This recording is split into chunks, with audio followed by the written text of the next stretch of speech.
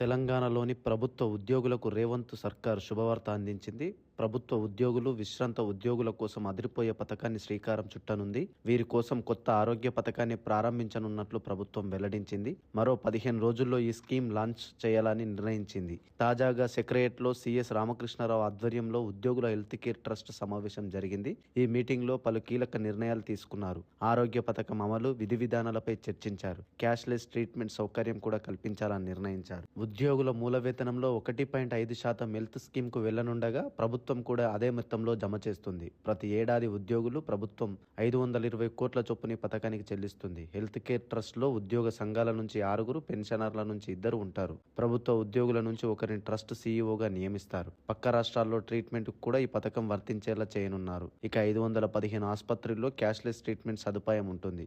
Model schools, గురుకులాల్లో పనిచేసే ఉద్యోగులతో పాటు ప్రభుత్వ రంగ సంస్థల్లో పనిచేసే ఉద్యోగులు కూడా ఈ పథకానికి అర్హులుగా చేర్చనున్నారు. ట్రస్ట్ ఏర్పడ్డాక ఈ మేరకు తీర్మానం చేయనున్నారు. భవిష్యత్తులో అవసరం మేరకు పథకంలో మార్పులు చేర్పులు చేస్తారు. ఈ నెలలోనే ఉద్యోగులు, పెన్షనర్ల, విశ్రాంత ఉద్యోగులకు పథకం వర్తింప చేయనున్నారు. రాష్ట్రంలో 1,44,000 మంది ఉద్యోగులు, పెన్షనర్లతో పాటు వారి డిపెండెంట్లుగా 12,84,000 మంది ఉన్నట్లు ప్రభుత్వం గుర్తించింది. వీరందరికీ పథకంతో ప్రయోజనం కలగనుంది. అటు ప్రభుత్వ ఉద్యోగులకు ఇటీవల రేవంత్ రెడ్డి శుభవార్త అందించారు. ప్రతి నెల 1వ తేదీన బ్యాంక్ అకౌంట్లో జీతం జమ చేస్తున్నట్లు చెప్పారు. ఇక డిఏ, ఇతర అలవెన్స్లు కూడా విడుదల చేశారు. అలాగే కాంట్రాక్ట్ ఉద్యోగులకు కూడా ప్రభుత్వం జీతం జమ చేసేలా నిర్ణయం తీసుకున్నారు.